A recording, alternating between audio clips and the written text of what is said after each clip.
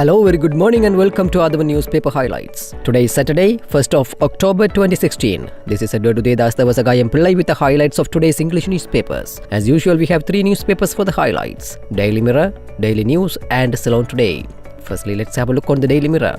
The main headline says, Gangsters tell Kokelia War Heroes village residents to quit. Residents of a housing scheme in the War Heroes village at Kokelia in Vaunia were in a panic after they were reported to have been assaulted by some unidentified gangsters, allegedly led by an ex-LTTE known as Athavan. Gota Senadipati, 5 others granted bail. Former Defence Secretary Gotabaya Rajapaksa, Avant-Garde Chairman Nisanka Senadipati and 5 others were yesterday granted bail when they were produced in court on corruption charges in connection with Avant-Garde Maritime Services.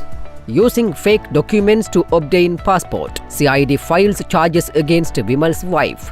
Vimal Veeravansa's wife, Shehasa Udayanthi, was yesterday charged with processing an improperly obtained passport in violation of the Immigration Act. Constitutional reforms. Malvatta prelate hands over secret letter to President and PM. The Malvatta Mahanayaka, the most venerable Thibottuave Sri Siddhartha Sumangala Thera, yesterday handed over a secret letter to Constitutional Reforms Committee Chief Lal Vijayanayaka to be given to the President and the Prime Minister. Court refuses international warrant on Udayanka Veeratunga. The Colombo Fort Magistrate yesterday refused the request made by the FCID for a warrant through Interpol to arrest Udayanka Veeratunga, a former Sri Lankan ambassador to Russia, on charges of causing a huge financial loss to the government in the questionable MiG-27 deal in 2006. Prime Minister welcomed on arrival in New Zealand. Prime Minister Ranil Wickremesinghe and the members of his delegation were welcomed by New Zealand's Primary Industries Minister on their arrival at the Auckland International Airport last morning. Secondly, let's move to Daily News.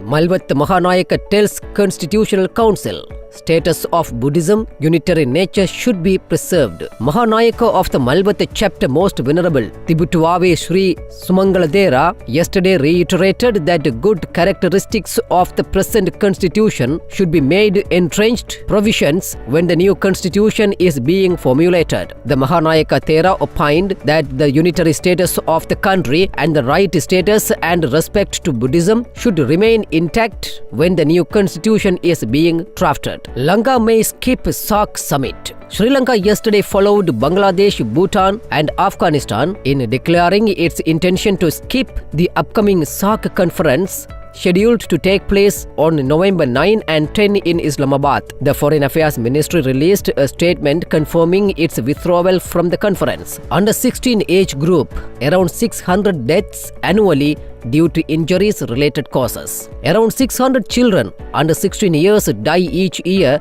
due to injuries-related causes. This is 10% of the total number of deaths of the same age group, consultant community physician Dr. Kapila Jayaratne said. Homicide, transport accidents, drowning, poisoning and animal bites are the leading causes for the casualties. According to Dr. Jayaratne, around 200 and 700 children in the under 16-year age group are admitted to hospitals with injuries. This is 1/5 of all admissions of the same age group. A majority of cases are due to external injuries, which includes motor traffic causes.